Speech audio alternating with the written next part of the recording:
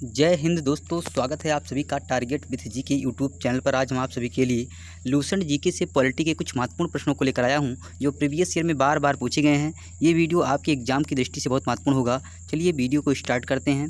पहला प्रश्न है, अखिल भारतीय महासंघ स्थापित करने का प्रावधान शामिल किया गया था।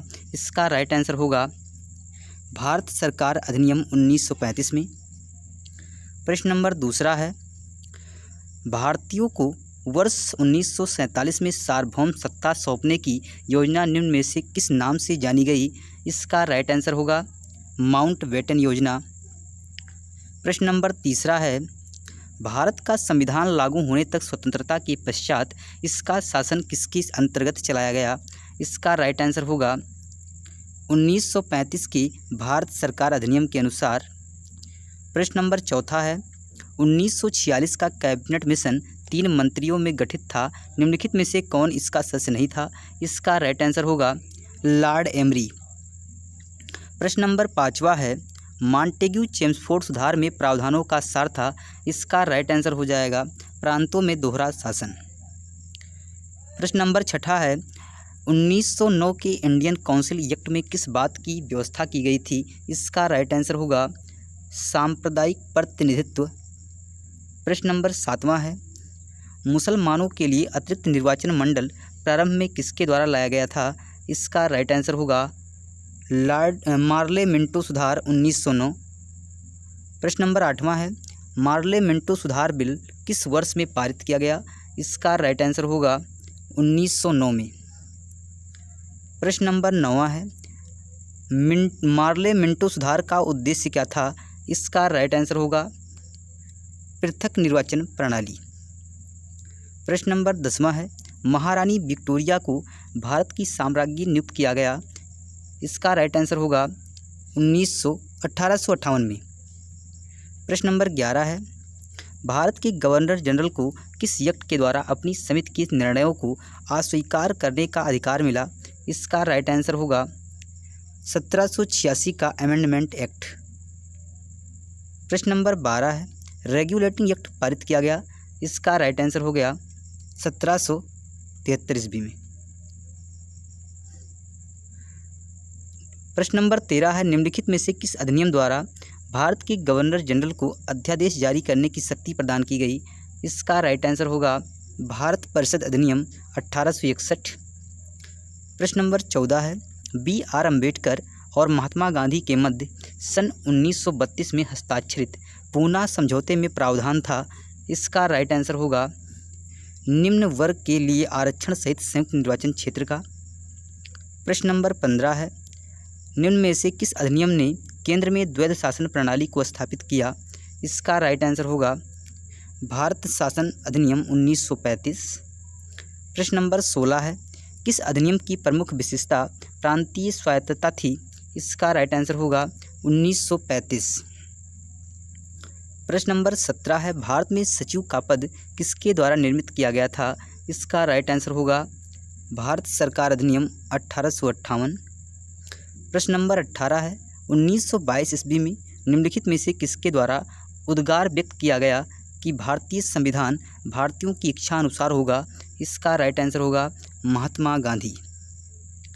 प्रश्न नंबर 19वां है, 1924 ईस्वी में किसके द्वारा ब्रिटिश सरकार से यह मांग की गई कि भारतीय संविधान के निर्माण के लिए संविधान सभा का गठन किया जाए? इसका राइट आंसर होगा मोतीलाल नेहरू। प्रश्न नंबर 20 है, संविधान सभा के विचार का औपचारिक रूप से प्रतिपादन किसके द्वारा किया गया? इसका राइट आंसर होगा MN राय द्वारा। प्रश्न नंबर 21 है, संविधान सभा को किसने मूर्त रूप प्रदान किया? इसका राइट आंसर होगा जवाहरलाल नेहरू। प्रश्न नंबर 22, कांग्रेस ने किस वर्ष किसी प्रकार के बाह्य हस्तक्षेप के बिना भारतीय जनता द्वारा संविधान के निर्माण की मांग को लेकर प्रस्ताव पारित किया था? इसका राइट आंसर हो जाएगा 1936 ईस्वी। प्रश्न नंबर 23 है, 1938 में किस व्यक्ति ने वयस्क मताधिकार के आधार पर संविधान सभा के गठन की मांग की? इसका राइट आंसर होगा जवाहरलाल नेहरू। प्रश्न नंबर 24 है, वर्ष 1942 में किस योजना के तहत यह स्वीकार किया गया कि भारत में एक निर्वाचित संविधान सभा का गठन होगा जो युद्धोपरांत संविधान का निर्माण करेगी? इसका राइट आंसर होगा क्रिप्स योजना। प्रश्न नंबर 25 है, भारतीय संविधान सभा के गठन की मांग सर्वप्रथम 1895 ईस्वी में किसके द्वारा प्रस्तुत की गई? इसका राइट आंसर होगा बाल गंगाधर तिलक। प्रश्न नंबर 26 है, भारत की संविधान सभा गठित करने का आधार क्या था?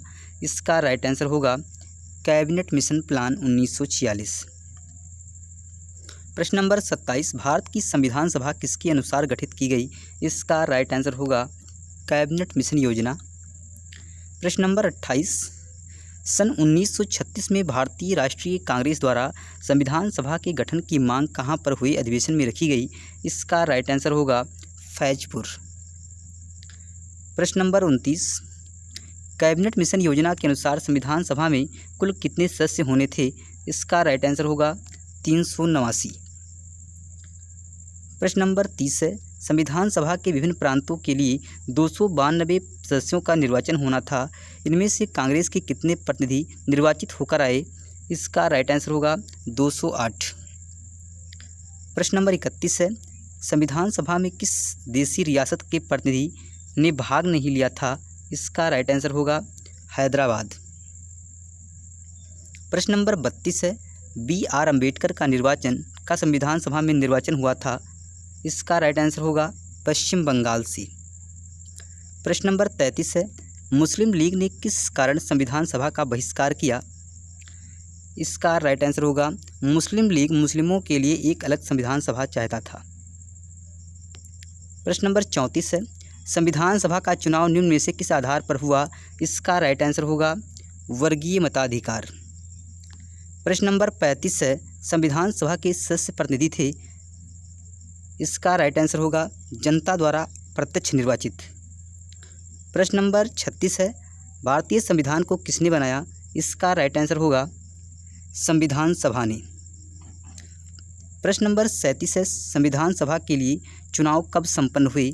इसका राइट आंसर होगा 1946 में। प्रश्न नंबर 38, भारतीय संविधान सभा की स्थापना कब हुई? इसका राइट आंसर होगा 9 दिसंबर 1946। प्रश्न नंबर 39 है, संविधान सभा का प्रथम अधिवेशन कहाँ हुआ था? इसका राइट आंसर होगा दिल्ली में। प्रश्न नंबर 40, संविधान सभा के उद्घाटन अधिवेशन की अध्यक्षता किसने की थी? इसका राइट आंसर होगा सच्चिदानंद सिन्हा। प्रश्न नंबर 41 है, संविधान सभा का पहला सत्र हुआ था, इसका राइट आंसर होगा 9 दिसंबर 1946 को। प्रश्न नंबर 42 है, संविधान सभा के स्थायी अध्यक्ष कौन थे? इसका राइट आंसर होगा डॉक्टर राजेंद्र प्रसाद। प्रश्न नंबर 43, 11 दिसंबर 1946 को किसे संविधान सभा का अस्थायी अध्यक्ष चुना गया था? इसका राइट आंसर होगा डॉक्टर राजेंद्र प्रसाद। प्रश्न नंबर 44, संविधान सभा के संवैधानिक सलाहकार कौन थे? इसका राइट आंसर होगा बेनेगल नरसिंह राव। प्रश्न नंबर 45, संविधान सभा के चुने हुए अस्थायी अध्यक्ष कौन थे? इसका राइट आंसर होगा डॉक्टर राजेंद्र प्रसाद। प्रश्न नंबर 46, भारत को एक संविधान देने का प्रस्ताव संविधान सभा द्वारा पारित किया गया था, इसका राइट आंसर होगा 22 जनवरी 1947 को। प्रश्न नंबर 47 है, संविधान निर्मात्री सभा में झंडा समिति के अध्यक्ष थे, इसका राइट आंसर होगा JB कृपलानी। प्रश्न नंबर 48, राष्ट्रीय झंडे की अभिकल्पना को भारत की संविधान सभा में ग्रहण किया गया था, इसका राइट आंसर होगा जुलाई 1947 में।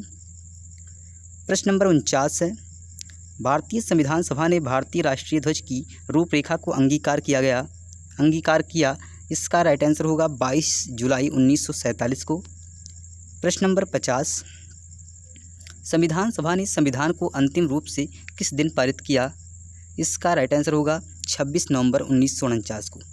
अगर आप लोगों को वीडियो पसंद आई हो तो प्लीज़ वीडियो को लाइक कीजिए, शेयर कीजिए, चैनल को सब्सक्राइब कीजिए। मिलते हैं अगले वीडियो में।